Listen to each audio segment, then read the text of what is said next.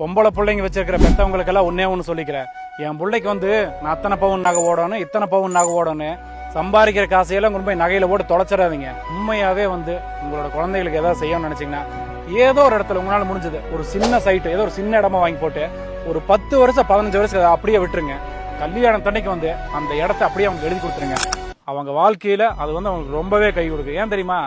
15 வருஷம் கழிச்சு ஒரு இடத்தையெல்லாம் வந்து சர்வசாதாரணமா வாங்கிடவே முடியாது. அவன் வந்து அவ்வளவு பவுன் ஓட்டு கட்டி கொடுத்துருக்கான், இவன் வந்து இவ்வளவு பவுன் ஓட்டு கட்டி கொடுத்துருக்கான், மாப்பிள்ளை வீட்டுல அத்தனை பவுன் கேட்கறாங்க. இதெல்லாம் வந்து தேவையே கிடையாது. நகை நட்டு சேர்த்த ஒண்ணு என்ன பண்றாங்கன்னா, சாதாரண ஒரு காலேஜ்ல வந்து ஒரு அளவான எஜுகேஷன் கொடுத்துட்டு பூரா பணத்தையும் போய் எல்லாத்தையும் நகையில முடக்கிட்டு இருக்காங்க. இதெல்லாம் வந்து வாழ்க்கையில தேவையே கிடையாதுங்க. நகைங்கிறது வந்து ஒரு ஆடம்பரம், இடமுங்கிறது வந்து அத்தியாவசியம். இன்னைக்கும் நம்ம தமிழ்நாட்டுக்குள்ள 3 லட்ச ரூபாய்க்கு 2.25 சென்ட், 5 லட்ச ரூபாய்க்கு 3 சென்ட், இந்த மாதிரி நிறைய இடத்துல வந்து இடங்கள் கிடைச்சிட்டு இருக்குது. ஏதோ ஒரு இடத்துல வாங்கி போடுங்க. நான் சொல்றது இப்ப புரியாது, ஆனா இப்ப வாங்கி போட்டவங்க அத்தனை பேர் வந்து சேஃபர் ஜோன்ல இருக்காங்க.